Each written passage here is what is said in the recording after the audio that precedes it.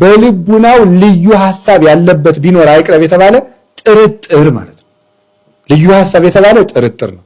ልዩ ሐሳብ ያለበት ቢኖር አይቅረብ ማለት ስለ ቅዱስ ቁርባን ተጠራጣሪ ሐሳብ ካለው፣ ምስጢረ ሥላሴ ላይ ያልጠራ ሐሳብ አለው፣ ምስጢረ ቁርባን ላይ፣ ምስጢረ ሥጋዌ ላይ፣ ሃይማኖቱ ላይ ጥያቄ ካለው አይቁረብ ነው።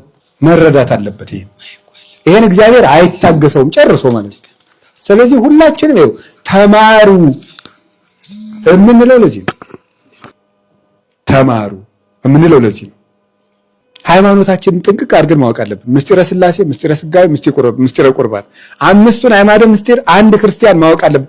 ካላወቀ መቁረብ አይችልም ነው። ቢጠራጠር ነው። በተለይ ጥርጥር ካለበት ነው። እምነት እያለው የማይረዳው ይኖራል። እግዚአብሔር ሁሉን ታውቃለህ ብሎ ካልተጠራጠረ ችግር የለም። ጥርጥር ያለበት ግን ስለዚህ ሃይማኖታዊ ዝግጅት ነው። አንደኛው ሃይማኖታዊ ዝግጅት ነው የሚያስፈልገን። ሁለተኛው ደግሞ ምንድነው? የሚሰሩትን ኃጢአት ማቆም ነው። የሚሰሩትን ኃጢአት መቆም አለባቸው። አሁን እየተሰሩ ያሉ ኃጢአቶች ተግባራቸው መቆም አለበት። ያደረገ ሰው አይቆርም፣ አቁሞ ነው ማቆም አለበት።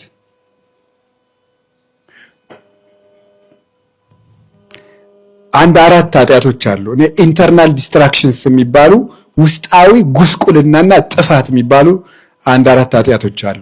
እነሱ ተግባሩ መቆም አለበት ነው። ተግባሩ መቆም አለበት። ንስሐ አባትየው እስካዘዘው ድረስ ይሄን ያህል ቀን ከዚህ ኃጢአት ታቅበህ ቆይተህ ቁረብ ብሎ የሚያዛቸው ናቸው።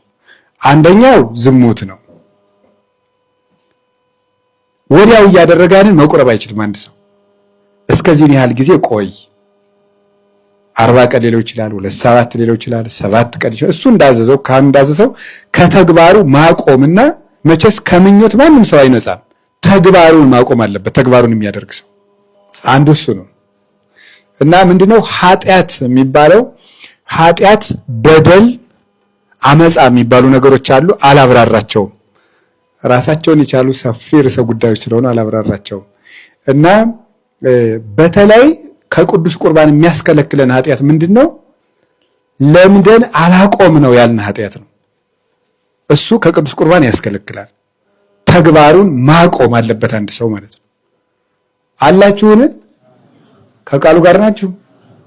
ሰይጣን አጣሞ እንዳያሰማችሁ እግዚአብሔር ይጠብቃችሁ። ማለት ምንድነው? አውቆ እንዳትቆርቡ ሊያደርግ ይችላል። ብዙ ይህን ትምህርት ተጠቅሞ ራሱ ለምሳሌ ምንድነው ማለት ተፈልጎ ነው። ለምሳሌ ሰው ድሮ ይሰራው የነበረው ኃጢአት በህሊናው እየመጣ ሊታሰበው ይችላል። በዚህ ምክንያት ከቅዱስ ቁርባን አይርቅም። በሐሳቡ ሊመጣበት ይችላል። ያ በዛ አይርቅም።